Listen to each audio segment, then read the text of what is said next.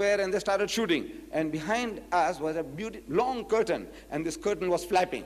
And these things here, you know, they are so sensitive that they are effective to any type of light change. So the camera is also doing that. As our eye would do, these lenses are also doing the same thing. And so the film was not so grand, so we didn't promote it, but it was a fantastic meeting that we had. However, what is the case about the Jews and the Arabs? What is the problem?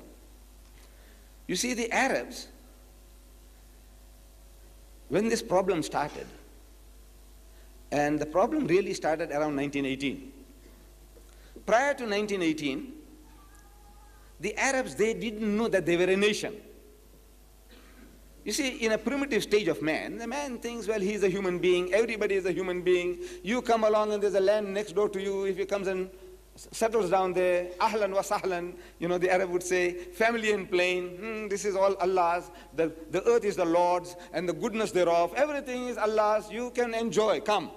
So in 1908, the Jews established Tel Aviv, one of the most important cities in Israel today is Tel Aviv. They started building Tel Aviv in 1908. What did the Arabs say? Nothing. It's our cousins, you know, they're building a city there, you know, let them carry on, mashallah. You know, they're doing a good job. Then some poor Arabs, poor among all communities, you know, they try and take a little advantage. If they can steal your sheep, your goat, they'll do that.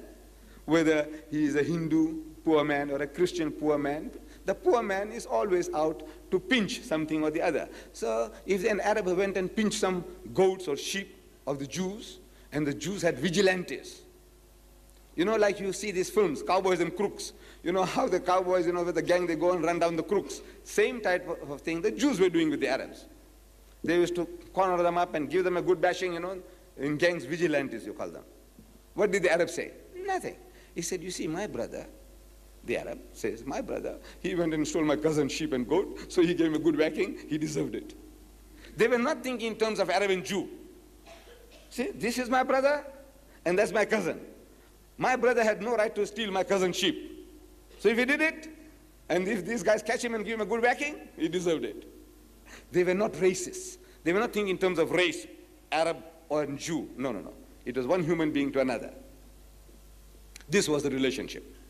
In 1918, Weizmann, a Jew, a very brilliant scientist, he helped the British government in some invention about gunpowder, or something like that. And as a reward, the British government, they said, now we will give you Palestine as a Jewish home. This is what he wanted. They said, right, we give it to you. Palestine as a home for the Jews. Now the Arabs wake up. He said, look, man, this is our home. These guys want to take it away. So they started rumbling, grumbling, but unorganized, backward people, uneducated people. So they're making noise, they're making some little trouble here, little trouble there, and it carried on. But the Jews were getting in, more and more Jews, sophisticated people from Germany, from France, from Poland, from Russia. They have been brushing their wits against the Westerner. They come along among these simple simpletons, fools. These our brothers were like fools. You know, what the white men came here, what they found the Bushmen and the Hottentot and the Bantu, similar condition they found the Arabs there. So they started their techniques and they started getting in more and more and more. And the Arabs started making a little bigger noise and a little bigger noise until 1948. In 1948, the Jews, they started bombing the British. King David Hotel, they bombarded and they killed so many people. Count Bernadette, they killed him. Some British soldiers, they captured them and they hanged them. This Begin fellow, Begin, he did it.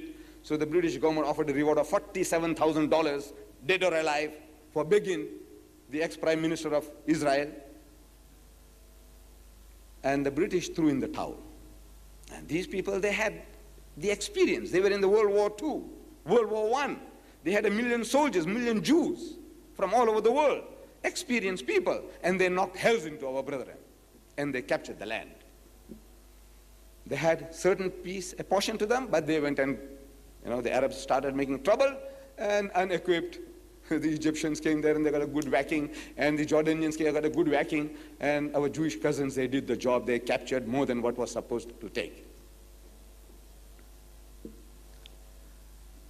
But in the previous 1400 years of Islam, or 1000 years of Islam, the Jews were living among the Muslims. In Spain, when the Muslims conquered Spain, the Jews were working side by side, and they benefit from the fruits of the Muslim conquest. The golden age of the Jew was the golden age of the Muslim. The best time that they ever had was under the Muslims in Spain. And for 1000 years, the Christians have been persecuting the Jews.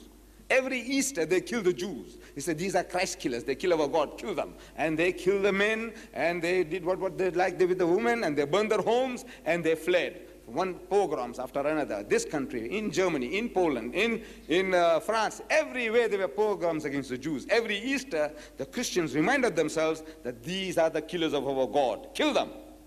And they massacred them. And they fled. And they fled to Muslim lands. And the Muslim says, Ahlan wa sahlan. You know, you are our cousins. Father Abraham, he had 2 wives, Sarah and Hajara. You are the children of Sarah. We are the children of Hajara. Oh, come, live. And they went and lived. Peace. In 1000 years, there had not been a single riot against the Jews in any Muslim land.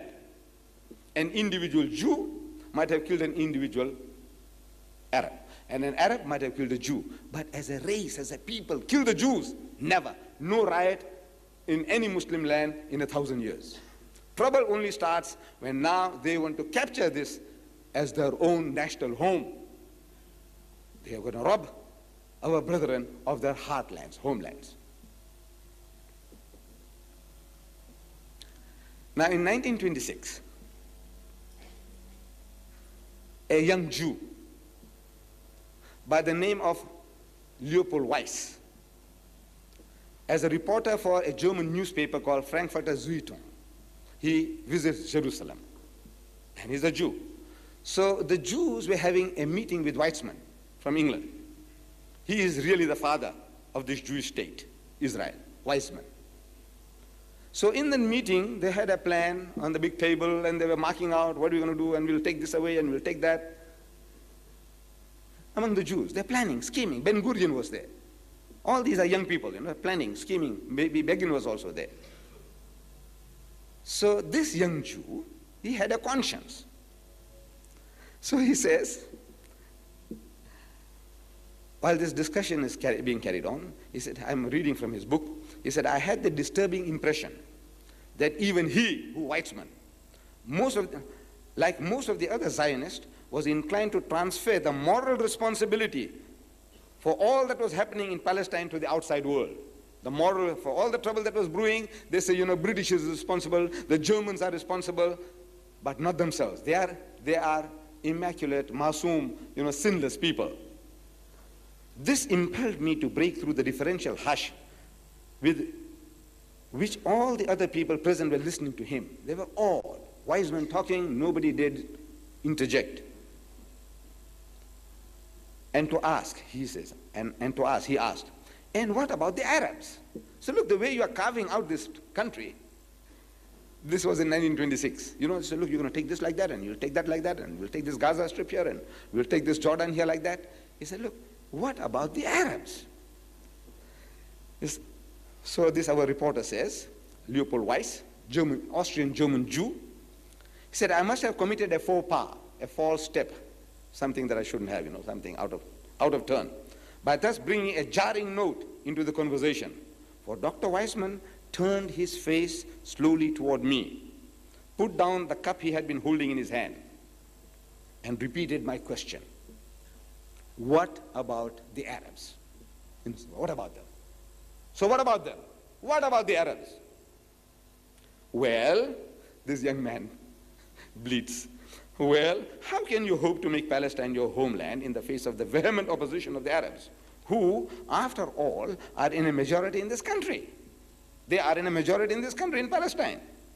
So the Zionist leader shrugged his shoulders and answered dryly. He said, we expect they won't be in a majority after a few years.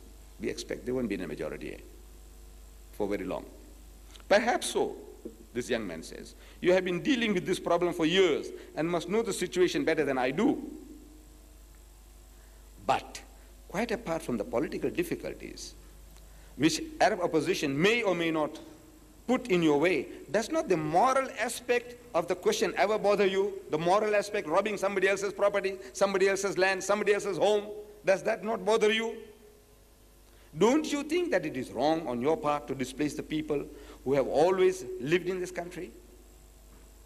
But it is our country, replied Dr. Weissman, raising his eyebrows. This is our country. We are doing no more than taking back what we have been wrongly deprived of. This is the mentality. This is our country, and we have been deprived of rightfully what belonged to us. We have been wrongfully deprived. By who and when? Raises the question. When and who?